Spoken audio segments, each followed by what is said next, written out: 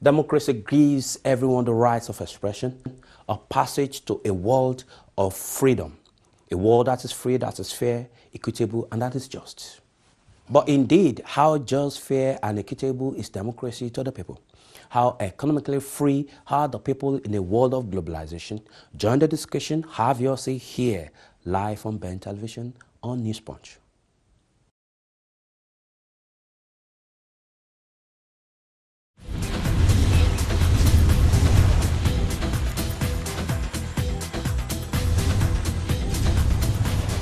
Ahead of the July 14th governorship election in Ekiti State, there have been series of programs in preparation for that election coming up on July 14th.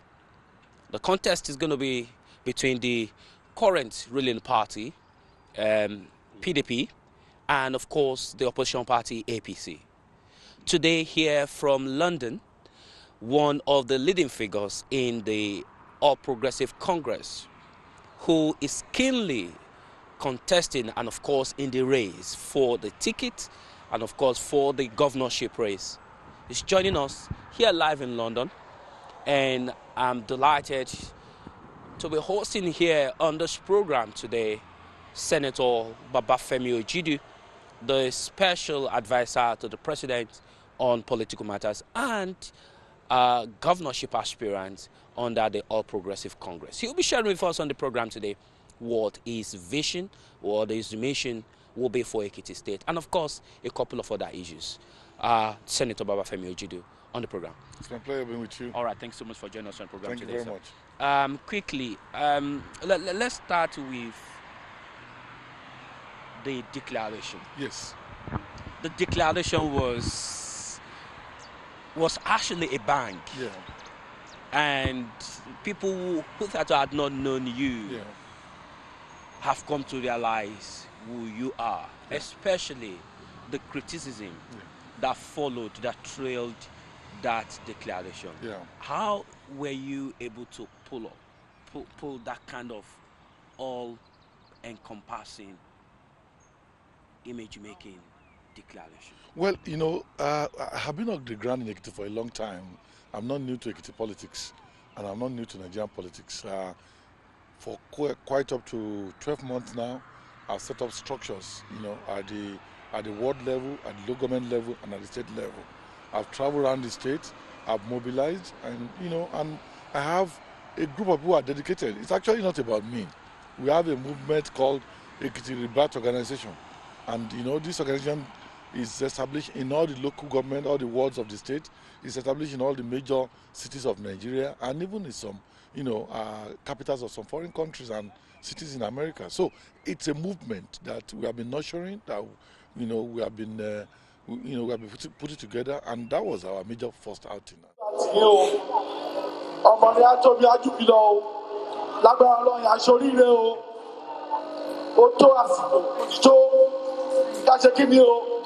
bye to rede. Bye bye to rede. Bye bye to jati.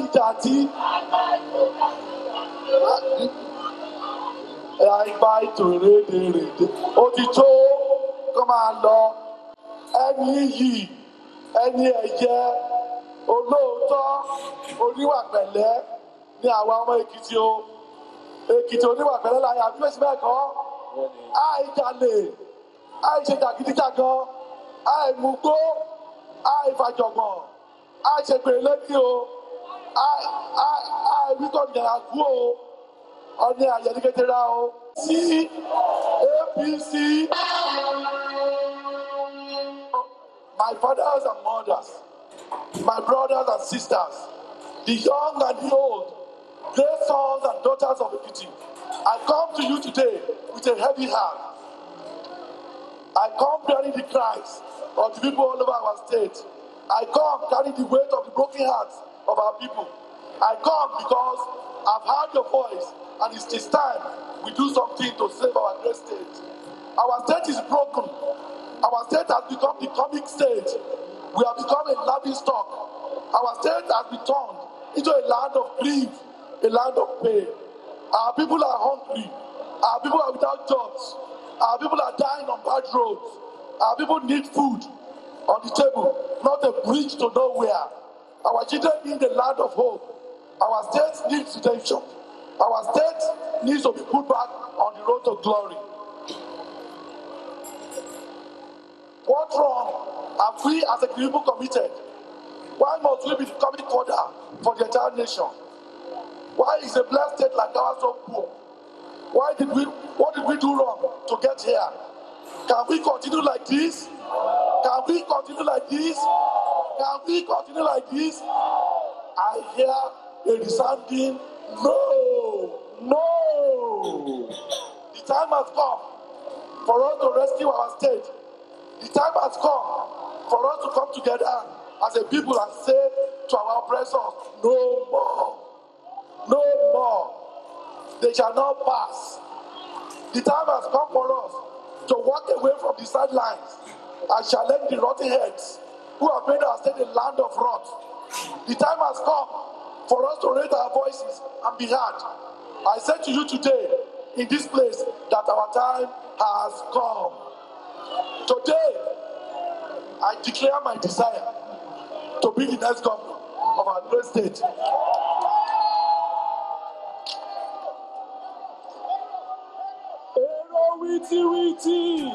And that was why you could see what happened. That seems to have attracted a lot of criticism. Yes. From the relay, because of course people who never knew you. Yes. Or who never took you serious. Yes. Prior to that declaration. Right.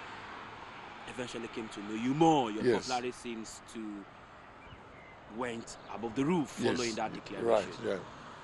Was that a very good reaction from the government following that declaration? Well, that was not good. Quite, they were taken by surprise. Some of the elements we introduced, the A-frame that we put on the road, the big boards everywhere, the radio jingles, the television advert, was a surprise to them.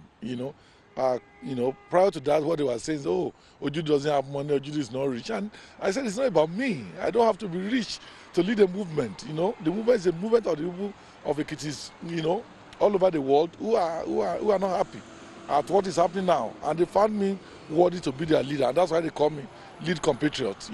It isn't about me. It's about our people. It's about our state. And everybody's ready to put in one thing or the other. And that was what happened. Let us quickly take a look at that vision. Yes.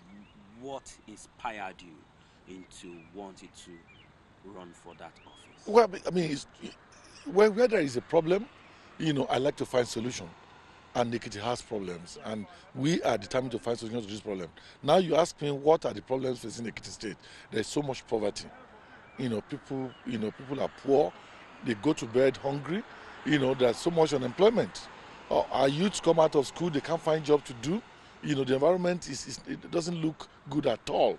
Things are dilapidated. Schools are not good enough. Hospitals have no equipment, no resources, nothing.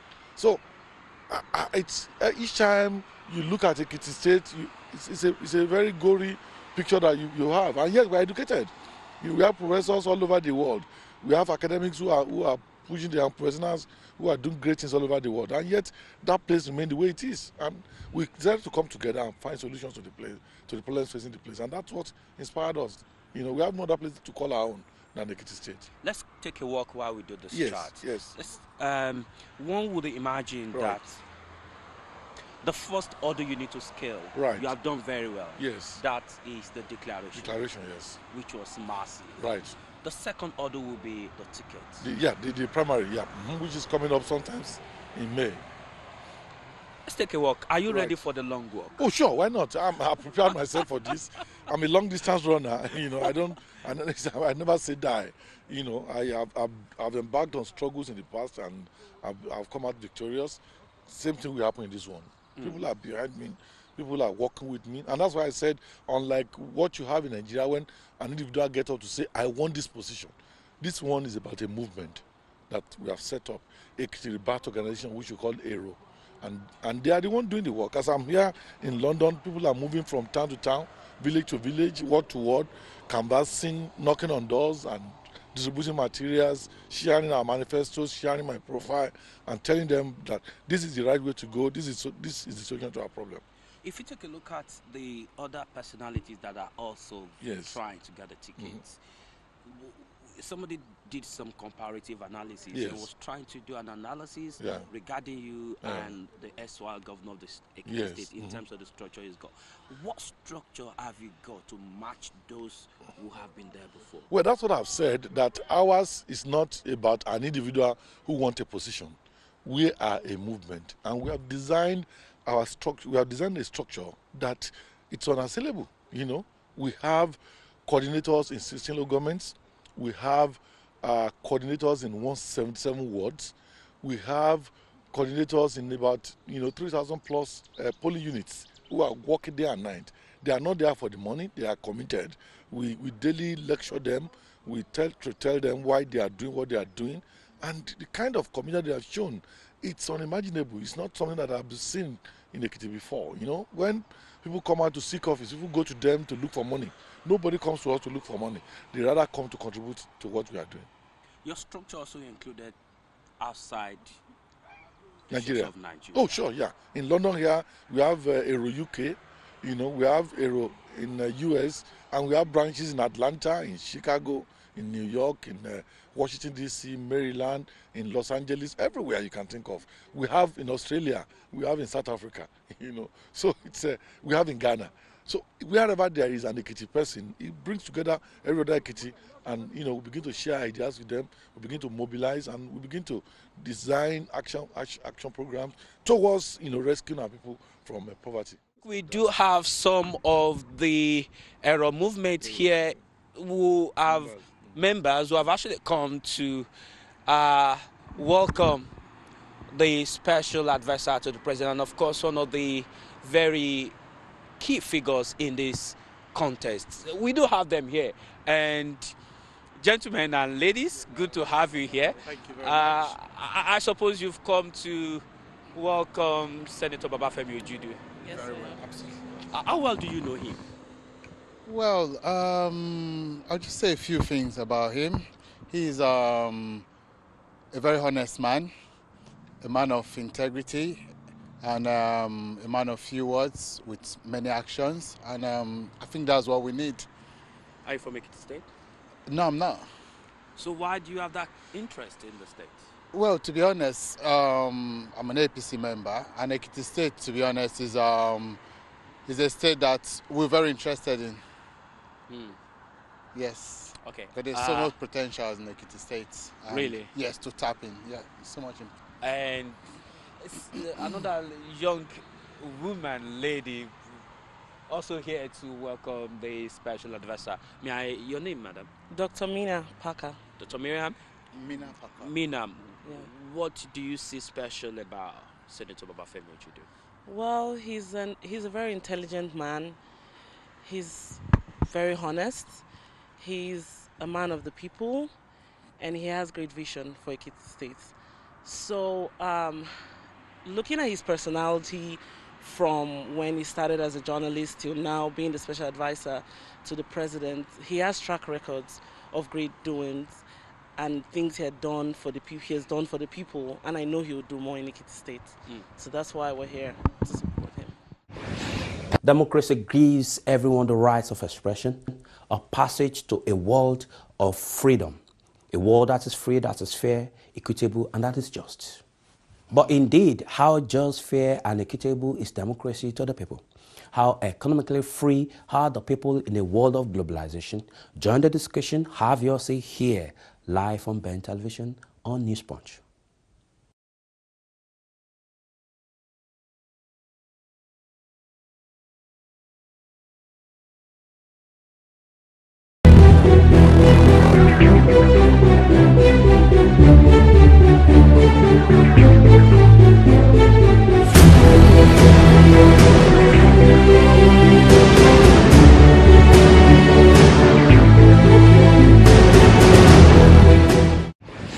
Democracy gives everyone the rights of expression, a passage to a world of freedom, a world that is free, that is fair, equitable, and that is just. But indeed, how just, fair, and equitable is democracy to the people? How economically free are the people in a world of globalization? Join the discussion, have your say here, live on Ben Television on News Punch.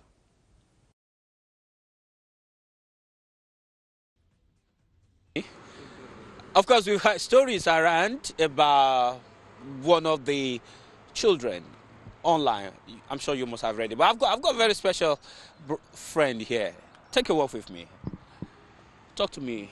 Tell me something about your dad. Take a walk with me. Take a walk with me. To be honest with you, you know, in Ekiti, you need a man that can solve your problems. You know, you need a man that will give you the opportunity to grow. And that's what we need in Ekiti. We need industries, you know, we need profit, not loss. And if you have somebody like my dad, Mr. Ojudu, who will bring that impact, you know, that intelligent aspect of solving problems and making things work, you know, organizing people to create value instead of, you know, sharing money around, but trying to get people to use their brain to make money for themselves. When you make money for yourself, you make money for the community, and then the community can continue to develop. Talking about sharing money, do you have some of the shares? Do you get some of the money being shared to you? The money is being shared in form of school fees. so like that, we'll make our own from that one, from the school fees. Oh, by the way, let me congratulate you being a first-class graduate of one of the topmost institutions in the UK. That's coming from Mr. Ojudu as well. You know, it's part of the lineage. That's what we try to do. Try and use your brain to produce results, and that's what it's going to bring to the state, to Ekiti State. As you return to Ekiti State, being a first-class graduate, what if you do have an opportunity? Should you get a ticket? What role would you think you can play in terms of encouraging, motivating the Ekiti youth from a first-class brain that you've got? I mean, it's just about, you know, communicating with the youth and telling them that there's always a way. There's always a way out. If you put your mind to something, you will be able to make something out of it. Because that's an example with Mr. Ojudu himself. You know, he started from humble beginnings and developed his way up to this stage. He won scholarships. He didn't, you know, get money transferred into his account to become who he is today. He worked hard, and this is what I'll learn. I'll use what I've learned from him and use that to inspire them as well, to encourage them and motivate them to want to do something. So you've not actually depended on your dad's influence, being the special advisor to the president, to mess things around while you're studying abroad. First class. I mean, that's what it's taught us. What would have thought you would have, I'm a son of the special advisor, and then no, probably... that's why I'm happy with who I'm becoming today, and I give all the credit to him, because he didn't bring us up in that way to think that, oh, because your dad has made some money somewhere, you should depend on that. It's always about working on yourself and trying to create a name for yourself, and given the opportunity, you can go to the States and speak to the youth and tell them that there's always a way out, and you don't need to depend on anybody to be successful. Thanks, man. Congratulations on that. Yeah. Thank you very much. All right, let me go on the last person here, Dr. Lee. Yeah. Let me speak with Dr. Lee. Dr. Lee is the coordinator of Aero Movement UK. It's been very tough. Yes. Has it been? It has been a successful plan right from day one. I'm just being grateful today that a man I love so much, who I know he can deliver Ekiti, is contesting.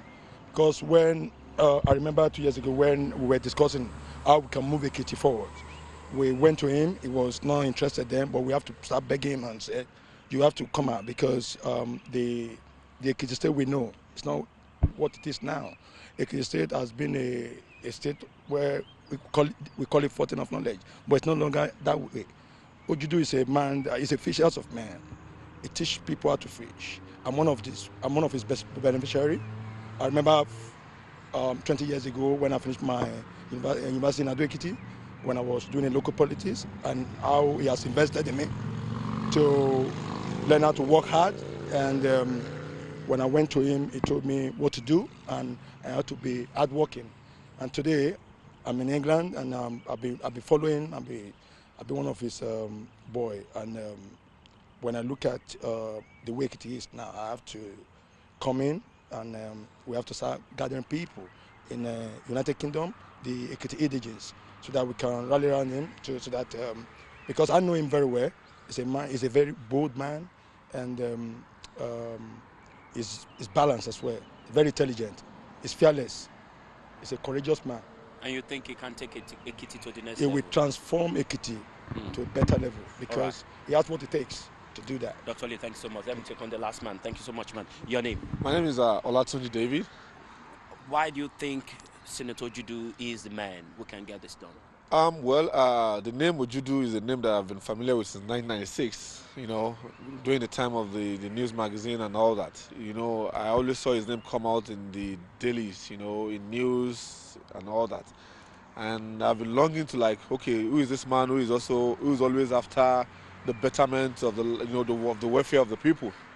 And coming to myself, I've never been a politician, but when I saw, you know, I sat down with him some times ago and I was like, sir, what is your plan for Ekiti? When he analyzed it to me, I was like, this is the kind of man we want. Since then, I've been his disciple. He's a leader, he's a mentor. He's just like he said the other time, he's not the kind of man who dishes out money, but he will teach you how to fish. You know, he can go to any level with you when it comes to developing you. You know, I call him a development agent. He's not the regular politician you know around. What he says he will do is what we do. And we've always said whatever you say you will do, if you don't do, we're going to hold you up to it. And that is why we are just keen on, you know, making this a success. And I believe I won't call it the magic one anyway, but I believe he's going to try as much as possible to bring Ekiti out of the wood it's found itself today. All right. With the Aero movement, England. He's been to Ireland as well. He's got a movement in Ireland. So we're just talking with the UK movement here. One of the criticisms that followed that declaration, when certain people knew you were coming to London, they were like, okay, probably the people in diaspora were the one that coming to vote in Ekiti State. That again. What is the question? Basically, is how will these diaspora organizations movement that you have across? Again, that's where we are different from them. You know, we are mobilizing Ekitis all over the world. Reason being that, look, a lot of the people back home are dependent on those who are in diaspora. The diaspora and the Ekitis have influence on people back home. They send them money to pay school fees, to pay for their health bill, to, you know, help them build homes, to feed them. So, I mean, they have control. They have some influence over them. And when we come out here, we tell them, call at least 10 persons. Call your traditional ruler. Call the chiefs in your towns and villages. Tell them you have found the solution to the problem facing the people in this man, you know, Babafemi Ojudu. So, for me, you cannot ignore the diaspora. There are a bunch of people who have done quite a lot of things wherever they found themselves. They are influential, they are knowledgeable. It is one resource that I want to call on to come and help us solve the problem back home. Let's take a look at the different sectors in Ekiti State. Yes. One of the most inspiring sector one will imagine in Ekiti State is the educational sector. Yes. How do you intend to revive? Yeah, the educational sector has collapsed, you know, in Ekiti State. If anybody tells you otherwise, he's lying. I've shown quite a lot of interest in that. And the good example I have in the school where, it's a place where I school, Adogama School, Ado Ekiti. When I was in that school, I mean, it was anybody, anywhere in the world will be proud of the environment. You know, the lawn was green, the classroom were gorgeous. We had a very good football field, lawn tennis court. We have, you know, a good, we have a big farm where we do practical agriculture. But today you go there, all of the classrooms are gone. No window panes. Some roofs have gone off. The laboratories, nothing. You cannot find anything in the laboratories again. You know, so what kind of education are you going to give in that kind of environment? So we want to go back into making sure that our children study in a very decent environment where that's comparable to anywhere in the world. You know, so it's not enough to carry a BSc, MSc degree and yet you do not know anything. Then we want to, you know, give back respectability to our teachers. You know, now they are not respected, they are just treated anyhow. We want to train and retrain them, make them competitive anywhere in the world, and make sure that they help us train the next generation of Ekiti people. You know, in the past, it used to be said that Ekitis can boast of a professor, you know, per household. It's no longer the same thing again, you know. So we want to go back to that past where we were producing academics, intellectuals for the rest of the country and for the rest of the world, So it's a big task. We want to look at education. And then, of course, it's not also good enough to educate people and do not provide what they will do after they have been educated. And that's why we said, look, the easiest and fastest way for us, to provide employment for our people is to, prioritize agriculture, convert all our arable lands into farmlands and, equip our young people with modern farming equipment, then invite investors to come in, set up agrarian industries, and then, of course, engage more people in that. Feed our people very well, sell whatever is left to the local market, and whatever we can process and send out of the country, we export to those who will need all of those things. And as I used to tell people, about 45% of the resources Awolowo used in developing Southwest in those days, in building Ibadan, funding the free education program, were derived from Ekiti State. The entire Emure is Ilawe, the southern belt of the state. It's a cocoa growing place. The cocoa have grown old, the farms are almost dead. We want to renew those farms and begin to even cultivate new places, and then, get that kind of reputation back. And when we do, unlike Awolowo, who used to then export the cocoa raw, we won't do that. We will process the cocoa in Ekiti, add more value before we take to the rest of the world. With that, we are going to generate a lot of income. Same goes to yam, same goes to rice, same goes to cassava. China consumes 80 million tons of cassava chips yearly. 80 million tons. We can provide a chunk of that and take to China. We can produce ethanol in Ekiti State. We can do ranching in Ekiti State and provide the cattle that goes to all the markets, and have a meat processing factory and several other things. So agriculture is a priority for us.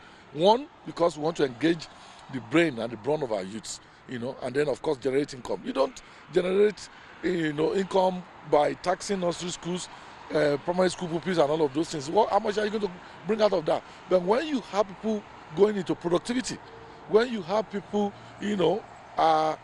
earning good income, when you have industries located in the state, then you are going to generate a lot of income for the state to run the state and provide provide infrastructure, and do all sorts of great things. Yeah.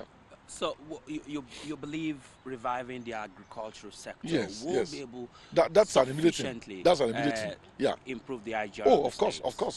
Ekiti is is probably considered one of the poorest in terms of IGR and allocation from the state. Yes. We don't want to, depend on the federal allocation. It's dwindling and shrinking every moment. Therefore, we need to put our thinking cap on, be creative, be innovative.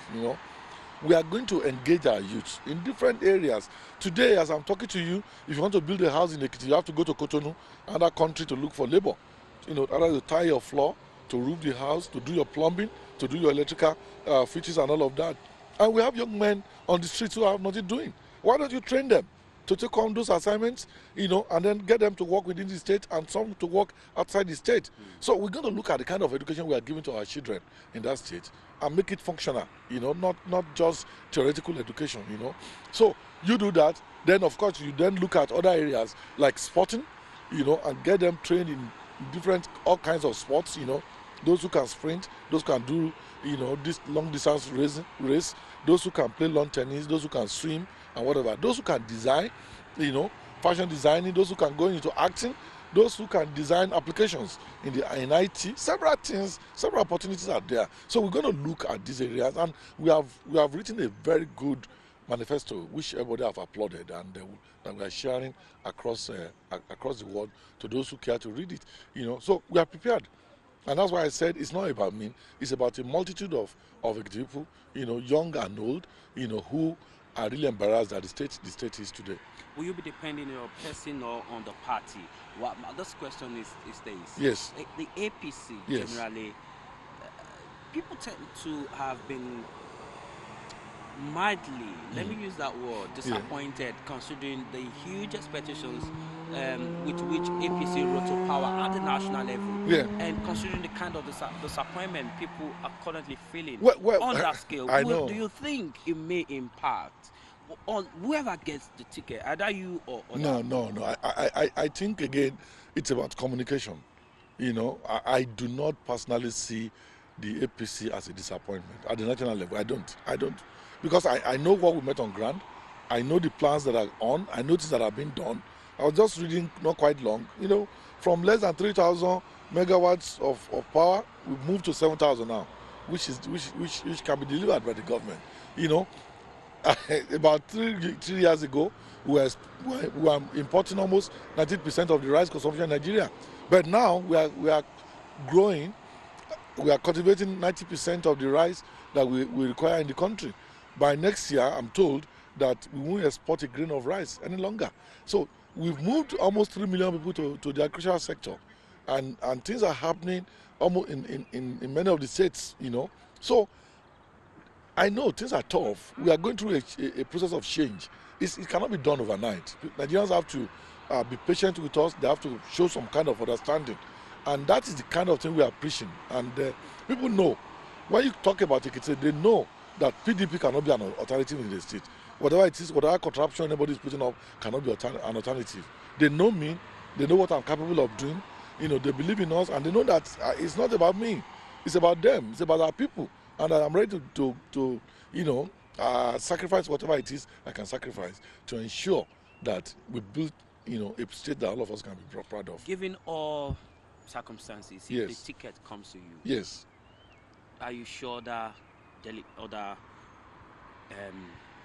candidates that vied for that ticket will work with you? Yeah, we are going to be humble enough. We are going to go to them. We are going to appeal to them. I'm already appealing to them. I'm talking to them. I'm linking up to many of them. That look, it's not about me. It's not about you. It's about our people who are suffering. So we must be ready to make sacrifices to rescue our people from poverty, from grief, from disease, and all of that. And they are listening. They are patriotic elements. There are people who love Ekiti State. So I don't see any rancor. But when I win, there will be a lot of demand on me to reach out to them, and I'm ready to do that. If it goes otherwise, would you be working? Oh, why not? I'll be willing. Yeah, whoever becomes the winner, I work with the person. I'm not desperate in any way. If it's about solving problems and you offer your own idea to the people, and they say no, we don't want somebody else. Oh, yeah, you cooperate. I'm not the kind of person who will jump from one party to the other. I cannot do it. It's not possible with me. No. As we round up this discussion, let's quickly take a look at your background. Yes. Quite a lot of criticism. Yes. In terms of, the aftermath of that declaration. Yes. We read a lot of things from your daughter to your family home. Tell us, what is the relationship from the moment you became a senator with your constituents? Very, very, very good, very cordial. I was one senator who goes home almost every weekend. I relate with people. The door to my residence is open. I don't discriminate. I eat with everybody who comes around, and from the same bowl. We dish our food and eat. I'm perhaps one politician in Ekiti State who, if you call, he will pick your phone. If you send me a text, I will reply you immediately. If I'm busy, I will tell you I'm busy. I'll call you as soon as I'm free. So I don't have any problem with relating with the people. What I do not have is I don't have limitless source of fund, to dish out to people. I don't. And I will not steal. I've made up my mind since I become an adult that I will not engage myself in theft of public resources. I will not. I don't want my name destroyed. I don't want my friends anywhere in the world to Google my name and all you find there are stories of fraud, of one kind of, stealing or whatever. No, I don't. I want to go. I want to die, live and die with my image intact, and that is it. Whatever is not mine, I don't take. So whatever is mine, I manage in such a way that I won't beg. So I may not have enough to throw around the streets, but if you come to me genuinely and you needed help, particularly that has to do with education, I certainly will help. That's my philosophy. Resource is the key thing, even from the primaries. Yes. Even from getting the ticket. Yes. We've heard stories about people buying votes, paying huge amount of money. We are not going to buy votes. We are not going to buy votes. We are not going to buy votes. Got those resources. Yes, we are not going to. We are not going to buy votes. These delegates are human beings. They are victims of the circumstances in Ekiti State. We are going to talk to them. We are going to appeal to them. And that's also why, as Alia said, I'm here to appeal to people who have influence of them back home, to call them and let them see that, you know, they don't have to sell their future. They don't have to sell the future of their children. They need to see that this is about their future and that of their offsprings. You know, so that, you know, if you take 50,000, 100,000 naira today, within the period of 1 month, you have finished the money. But why don't you invest in somebody who is ready to build your future, something that will endure, something that will last for a long time? That's our appeal, and we are gaining grants. We are making progress in that area. People will tell you nobody goes to our movement to go and look for money. You go there to look for ideas. You go there to look for hope, and we are giving them hope. Yeah. Are you here in London to canvass for money? No, certainly not. No, certainly not. We are not. And wherever I go, I always say we are not looking for donation. This is our agenda. We want you to understand our agenda, and we want you to know that you are stakeholders in the Ekiti project and that you have influence back home.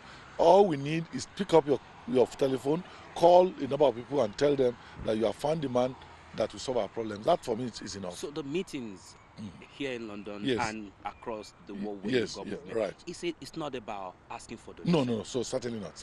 We are not asking for donation. We have never asked for donation wherever we have gone to. Not at all.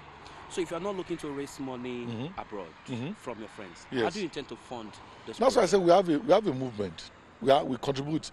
Those who are blessed, you know, take on assignments. When we had the declaration, people came in to do several things. Some, opt to bring in the stage we use. Some brought in the sound equipment. Some decided to provide food. Some decided to provide transportation. Some printed banners. Some printed posters. People were donating several things, you know. So, and that was it. And that is better for our politics than having one money bag somewhere who put down all his money, and when he gets there, he wants to recover the money to the detriment of serving the people. Do you think Ekiti is getting the best from government today? Certainly not. Certainly not. If it were getting the best, then there would be no need for me to leave my comfort zone in Abuja. I want to go back to Ekiti to go and rescue the people. I mean, as I said earlier on, there are issues of unemployment. You know, people are hungry. You know, they are malnourished. You know, the schools are dilapidated. There's nothing in the hospitals. It's just a consulting clinic. You know, you go there. You know, not to seek delivery, but you know, you end up dying when you go to those places. So things are not going well, and there is a serious problem of corruption. You know, the government is stealing day by day, and we have the records. You know, my background as a journalist, as an investigator, you know, has afforded me the opportunity of knowing what comes to the state from the federal allocation and what, you know, is being stolen on a daily basis, and we have all the records. Will you be probing the government upon assumption of office? Well, I don't think we should talk about probing now. Let us even get the power first. When we get there, we then know what to do. Yeah. Okay. Thank you very much. I've been speaking with Senator Babafemi Ojudu, who is one of the leading figures in the All Progressive Congress vying for the ticket to contest the governorship election in Ekiti State coming up July 14th. It's going to be a very tight race. We are looking forward to it. From London, my name is Tunde Alabi, and we'll bring you more information, and we'll be following this man as he makes some progress in this cause. Democracy gives everyone the rights of expression, a passage to a world of freedom, a world that is free, that is fair, equitable, and that is just. But indeed, how just, fair, and equitable is democracy to the people? How economically free are the people in a world of globalization? Join the discussion. Have your say here, live on Ben Television on News Punch.